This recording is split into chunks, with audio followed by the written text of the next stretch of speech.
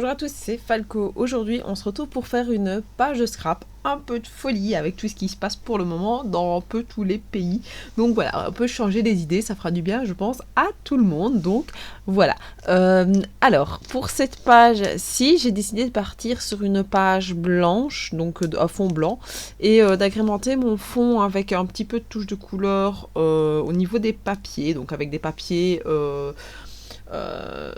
orange, je vais y arriver, et puis de faire un fond avec des petites des tamponnages et tout ça, voilà, parce que j'avais envie un peu de rechipoter avec mes tamponnages la fois où j'ai utilisé, enfin j'ai voulu faire cette page là, donc je me suis dit bah pourquoi pas, c'est un peu l'idée, enfin ça me donnait un petit peu envie, donc voilà, une fois que j'ai eu coupé tous mes petits papiers comme j'en avais envie, j'ai pris mes petits tampons et j'ai commencé à faire un petit fond par-ci par-là.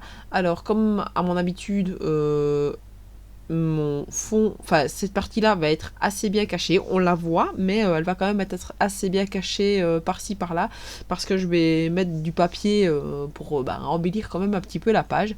Donc voilà. Donc après avoir fait des tampons qui sont un peu sous forme d'écriture, j'ai décidé de faire des tampons, des petites taches, comme si on avait jeté de l'encre sur la page, et pareil avec des petits ronds. Alors, je suis partie sur du noir, donc c'est celle que j'utilise tout le temps, donc c'est la Memento noir.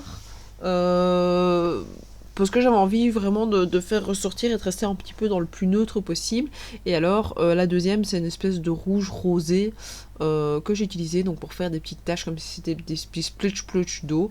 Donc voilà, je trouvais que ça donnait un petit effet assez joli. Une fois que j'avais un effet assez joli sur ma page qui ne faisait pas trop charger. J'avais pas envie de recommencer à surcharger non plus l'élément en trop, parce que sinon je me suis dit que ça n'allait pas donner comme il faut. Je suis en train de manger mes cheveux. Je ne sais plus parler. Donc voilà. J'ai donc collé mes différents petits éléments en essayant de couper un petit peu des trucs par-ci par-là pour que ça donne un petit plus à la page, donc voilà.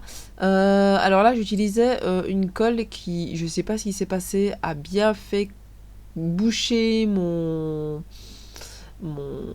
tube de colle. Je sais pas si c'est parce que j'avais utilisé de la glu avant et que la glu a fait un mélange bizarre avec l'autre colle que j'utilisais. Je sais plus ce que c'était l'autre colle. Mais c'était pas du joli au niveau du tube de colle. J'ai dû jeter la moitié du petit tube que j'avais là, parce que ça avait formé un énorme bloc, donc voilà, je savais pas trop. Alors là ici j'ai un peu chipoté parce qu'au départ je voulais faire une espèce de flèche, seulement ma page vu que c'est une A4 n'allait absolument pas, donc je me suis dit tant pis, on laisse tomber et on repart un petit peu autrement quoi. Donc j'ai décidé de couper après la petite partie flèche et de faire une espèce juste de tag qui serait caché derrière la photo. Donc voilà, après je me dis qu'après mieux réflexion, il valait mieux qu'il n'y ait pas la pointe parce que ça aurait un peu tout cassé en fait, la pointe en triangle. Donc je me dis, là ici, elle donne vraiment bien mieux sans cette pointe triangle là. Après, j'ai décidé donc de faire des petites étiquettes, alors une sur papier blanc, une sur papier orange pour avoir un espèce de rendu, puis je les ai coupées. Donc voilà, c'est le plus casse-pied à faire en fait quand je fais une page, c'est de devoir couper toutes ces petites étiquettes. J'adore mettre des étiquettes sur mes pages, mais c'est vrai que ouais, les couper c'est pas mon fort, c'est pas le plus comique des éléments à faire. Donc voilà. Alors, comme j'aime bien aussi les faire se superposer, je les mets les unes sur les autres. D'habitude, je coupe le surplus. Enfin, ici, voilà, j'ai coupé une partie. Mais d'habitude, je coupe plus. Tout ce qui va se cacher en dessous, d'habitude, je le coupe. Et puis, je le réutilise pour mettre autre part. Donc là, comme vous allez voir, j'ai remis le petit morceau que j'ai coupé. Je l'ai mis au-dessus pour faire un petit rappel. J'aime encore bien faire ça. Je trouve que ça donne un petit cachet en plus sur la page. Et puis, ça permet d'avoir deux embellissements avec A.